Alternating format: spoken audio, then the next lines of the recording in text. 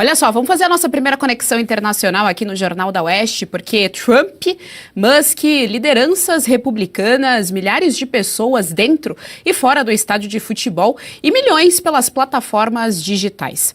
O funeral de Charlie Kirk foi um marco na história mundial no combate ao extremismo. O correspondente internacional Paulo Henrique Araújo, do canal PH Vox, acompanhou tudo de perto. O perdão da viúva Erika Kirk ao assassino foi um dos pontos altos e surpreendentes da grande celebração em memória ao legado do influenciador. O que mais você destaca, PH? A gente vai ver aqui agora tudo com ele. Seja muito bem-vindo, PH Vox. Obrigada mais uma vez pela sua grande gentileza em conversar aqui com a nossa audiência do Jornal da Oeste, segunda edição. Boa tarde. Boa tarde, querida. O prazer é todo meu. Saudação a toda a seleta audiência da Oeste. Estou aqui diretamente de Arizona, diretamente em Phoenix, no Arizona, e foi um dia muito especial desde as primeiras horas. A organização colocou aqui um alerta 1, porque nós teríamos todos. Só um momentinho que o bombeiro está passando aqui, coisas de quem está na rua, né? Perdão.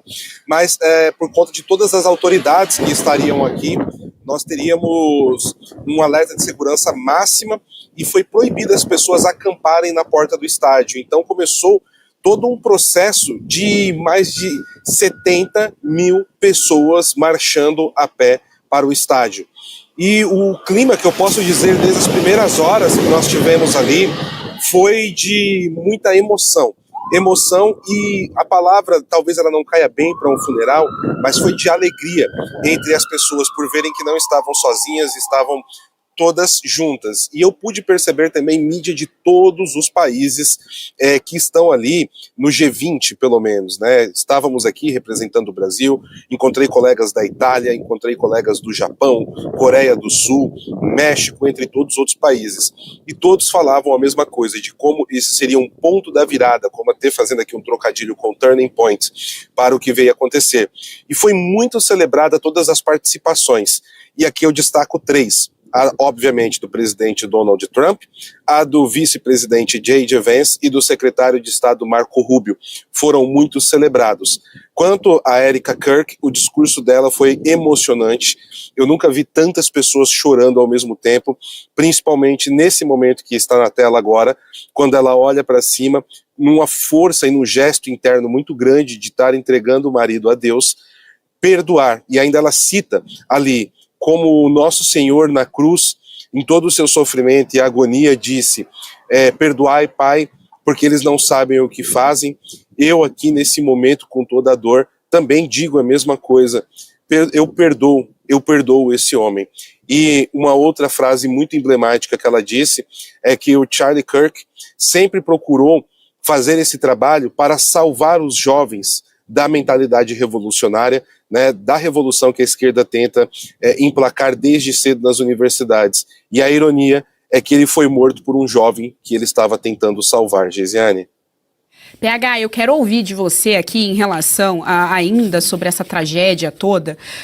Quando a gente teve o 11 de setembro lá atrás, em 2001, os Estados Unidos deu uma mudança imensa em relação às políticas internacionais, em relação a tudo.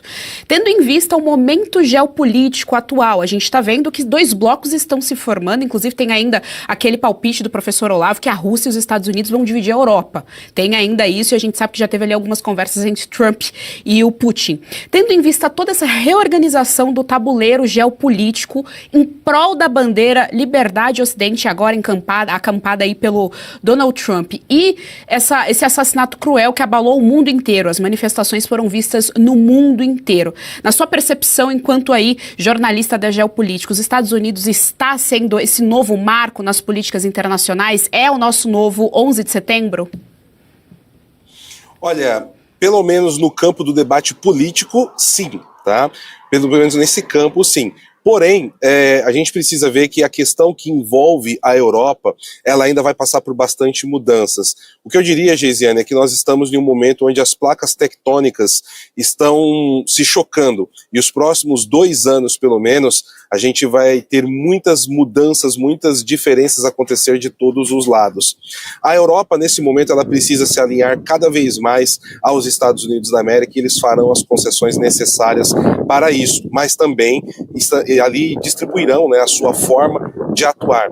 Nós tivemos recentemente 2 vezes o artigo 4 da OTAN sendo acionado, e isso faz com que a Europa coloque interesses secundários de lado. Isso vai favorecer a agenda do Donald Trump para as empresas americanas, especialmente as Big Techs, que estavam na mira e estavam até utilizando, né, as organizações dentro da Europa vinham utilizando o Brasil como uma espécie de laboratório, de experimento de como pressionar essas empresas. O que tem ligação total com as diversas sanções que estão sendo aplicadas, inclusive com o dia de hoje que nós estamos assistindo.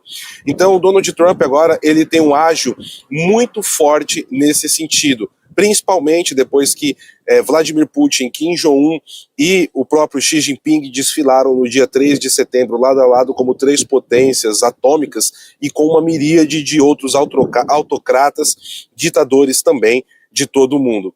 Eu não gostaria de fechar essa questão porque, como eu disse, nós estamos passando por um processo maior do que 2 blocos novamente. O mundo ele vai se dividir em pelo menos 3 grandes blocos de desglobalização e eles serão aí um choque entre China e Estados Unidos.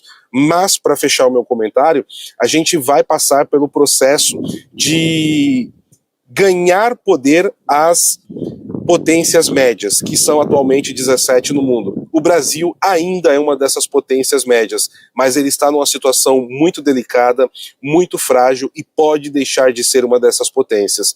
Quanto à Rússia, eu temo que nos próximos pelo menos 12 meses para mais, ela vai continuar firme e forte ao lado de Irã, China, Rússia e Venezuela, enquanto Maduro estiver lá, e estão utilizando o Brasil como longa-manos. Não sei até que ponto, mas a posição do Brasil é muito frágil e ele pode deixar de ser uma dessas potências médias em breve, minha querida.